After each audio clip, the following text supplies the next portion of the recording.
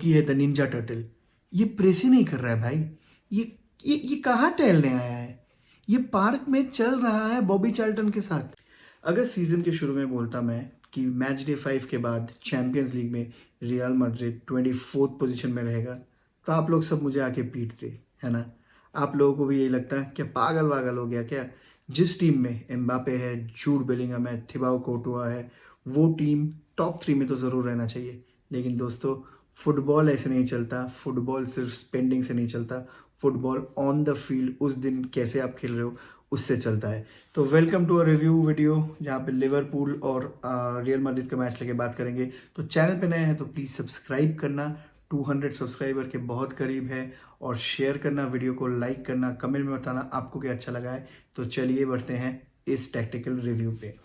तो ये तो हम लोग को पता ही है कि एम्बापे का ज़रूरत रियल मैड्रिड को नहीं था, लेकिन पापा पेरेज ने एम्बापे को ज़बरदस्ती इस सिस्टम में बिठाने का कोशिश किया है, और उसीलिए रियल मैड्रिड सफ़र भी कर रहा है। एम्बापे में हम लोग आएंगे कि वो कैसे फ्रॉड कर रहा है रियल मैड्रिड को, लेकिन उससे पहले आर्नी स्लॉट के लिवरपूल को क्रेडिट देना पड़ेगा। जैसे ये लोग खेल रहे हैं चैंपियंस लीग में, जैसे वो लोग खेल रहे हैं इंग्लिश प्रीमियर लीग में, ऐसा लग रहा है कि आर्ने स्लॉट ने इस टीम को 5-6 साल से संभाला है। लेकिन उसको ये जो टीम मिला था जर्गन क्लॉप के जाने के बाद, दैट वाज वेल प्रिपेयर्ड, लेकिन इसका मतलब ये नहीं था कि ये लोग इतना डोमिनेट करेंगे।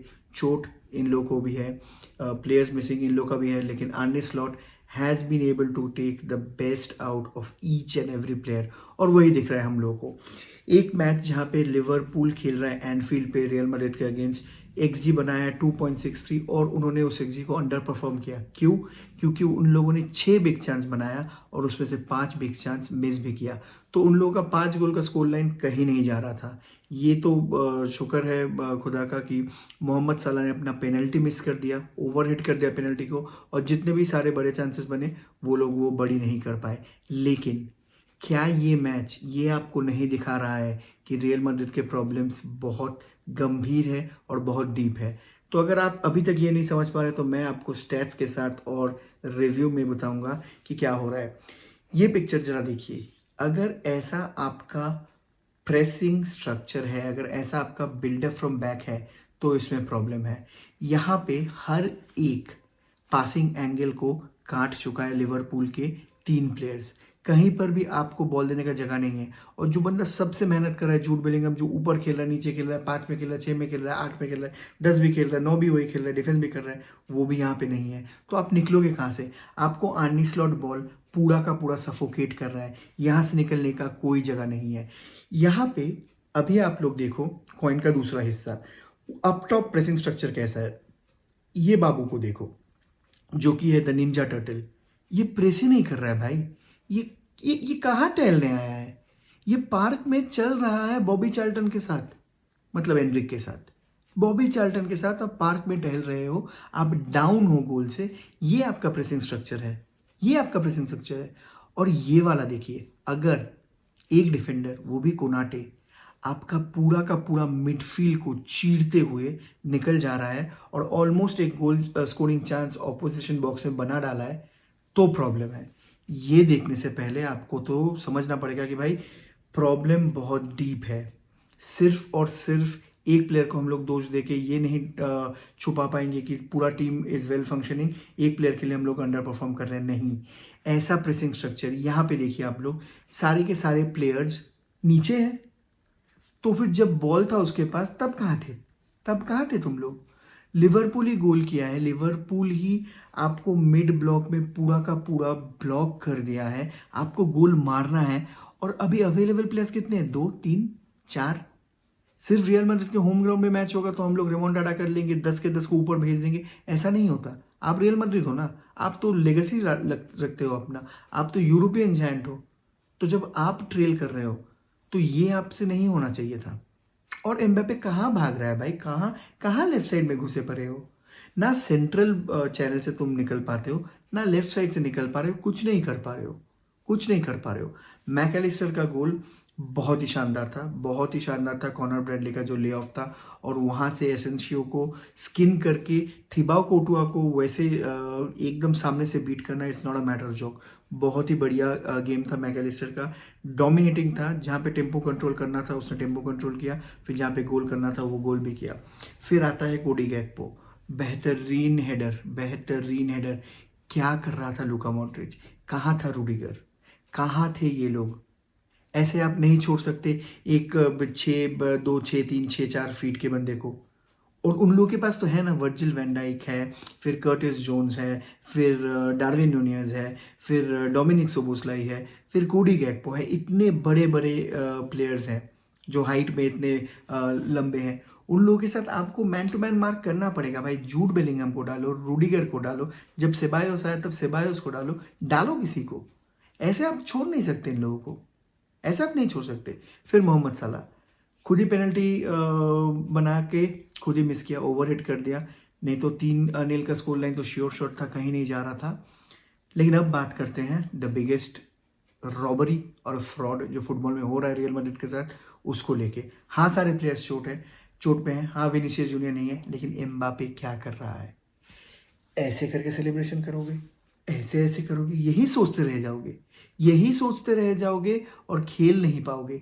ना तुमसे ऑफसाइड ट्रैप बीट होता है क्योंकि तुम अभी भी ऑफसाइड में हो, ना तुमको ये समझ है कि कौन से प्लेयर ऑफसाइड में रन कर रहा है। तुम उसको रिलीज कर रहे हो, वो डेफिनेट ऑफसाइड में खड़ा है। तुम प्रेस ऊपर नहीं कर रहे हो, तुम पेनल्टी, जो तुम्हें पेनल्टी मारना आता है वो भी नहीं कर पा रहे हो। क्या पेनल्टी मार रहे हो? ये क्या बॉडी शेप है इसका? कहाँ है पावर, कहाँ है प्लेसमेंट?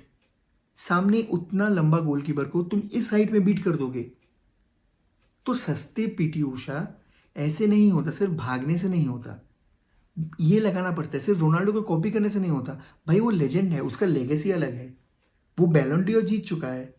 हाँ, तुम वर्ल्ड कप जीत चुके हो, लेकिन ये पेरिस में चलता था, ये फ्रेंच फुटबॉल में चलता था कि हम दौड़ेंगे और जाके कैसे तैसे गोल करेंगे। ये बाकी जगह पे नहीं होगा, बाकी जगह पे ये नहीं होगा।